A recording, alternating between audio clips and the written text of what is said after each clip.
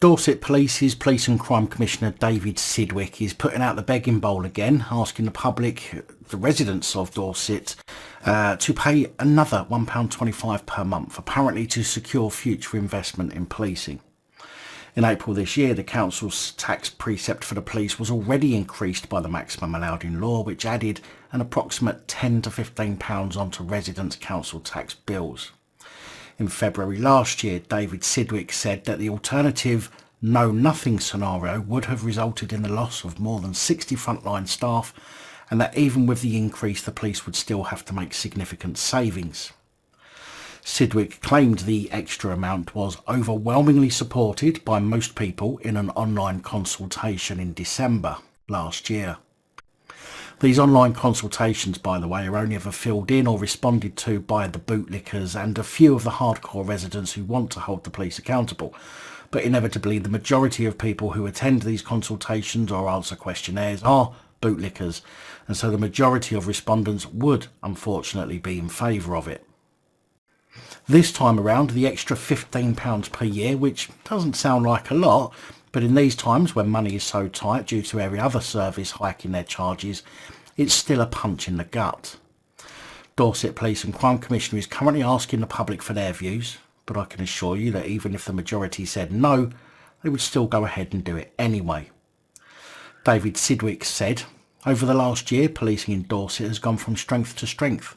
We are now the 6th safest county in England and Wales, up from 10th. Dwelling burglaries have gone down by 17%, non-dwelling burglaries by 22%, antisocial behaviour incidents have gone down by 10%, rural crime has reduced by 43%, and rural engagement has increased by 33%, and I want all this good work to continue. Since becoming Police and Crime Commissioner, I have overseen investment in strengthening neighbourhood policing, and the force has initiated new groundbreaking policing operations such as Op Viper and Op Scorpion to tackle county lines and drug crime, invested in tackling antisocial behaviour through Op Relentless and My Op Relentless Community Fund, and put vital resources into tackling rural crime. Investment has also been made in several key areas of technology, including new mobile technology, mobile fingerprint scanners and robotic process automation, all dedicated to putting officers out in the community instead of behind a desk. Inflation is currently just under 11%, and therefore a £15 precept rise equates to approximately half of the rate of that of inflation. Such an increase will mostly ensure that all the good work that I have already mentioned can be maintained. The increase should also allow the force to over-recruit by an additional 15 police officers. Don't get me wrong, I would much rather not have to ask for funding, but I have been and will continue to lobby for more government funding. But I do want to be able to keep on ensuring success on behalf of the people of Dorset, and I want to keep on delivering my police and crime plan, a document that contains the policing priorities of our residents and communities. I want to be able to say in a year's time that Dorset is one of the top 5 safest counties, that we have cut crime and antisocial behaviour even further, and that we have driven out even more drugs gangs from our county, and that we continue to make Dorset safer than ever before." Now, that's an awful lot of word salad for a PCC from a country or from a county that's spent, well, nobody really knows how much has been spent on the development of the new Dorset Police Headquarters due to be completed between 2023 and 2024, because it's claimed that the cost is commercially sensitive. However, no one has actually explained what's so sensitive about the cost of a project, especially when keeping that cost secret means keeping it from the people who have paid for it, the public. Councillor Peter Wharf of Dorset Council said back in March that "I find it rather odd. Any building project we undertake, we have to go through the scrutiny process, reviewing cost estimates to make sure it ticks the right boxes." In a statement, Dorset Police said the cost is subject to an ongoing process which is commercially sensitive. Therefore, we are not in a position to reveal indicative costs at this stage.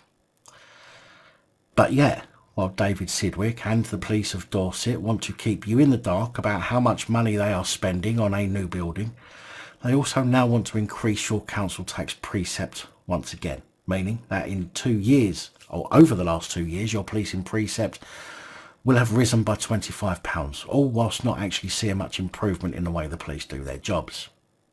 I don't know about you, but if I lived in the area, I would certainly be making a fuss about this, as you will still be going hungry and you will still be getting cold next year if things continue the way they are, while these organisations try to rob you of more money, which, regardless to if you can afford it or not, will be taken from you under threat of financial penalties and prison if you fail to pay. David, what exactly is the increase for? Exactly. And give it to the public in layman's terms so everyone can understand, as they have a right to know. And how much has been spent on the new police headquarters? I don't know how you have the cheek to ask for more when you can't even reveal those answers at the very least. Oh, and this is also the Police and Crime Commissioner who in October last year called for cannabis to be reclassified as a Class A drug, putting it on the same level as heroin and cocaine, saying that we need tough sanctions for possession and to halt the drive towards decriminalisation. Now, I'm not a big fan of cannabis, but surely making it a Class A would just ensure the criminalisation of more people, the locking up of more people, which in turn would cost the public more in order for the government to fund these extra people in prison from our taxes. We see in America that in many states cannabis has been legalised, and there doesn't seem to be an increase in crime due to the drug. In fact, by making it legal, as of March 2022, there was a combined total of $11.2 billion in tax revenue from the states where it is legal, so from the sale of adult use cannabis. Also, a simple Google search has shown that through studies, overall there were no long-term changes in crime rates in states where cannabis was legalised when compared to the states that it had yet to legalise it. So rather than robbing the poor once more, how about thinking about other ways to increase revenue in taxes to help with the cost of public services such as the police? Just saying.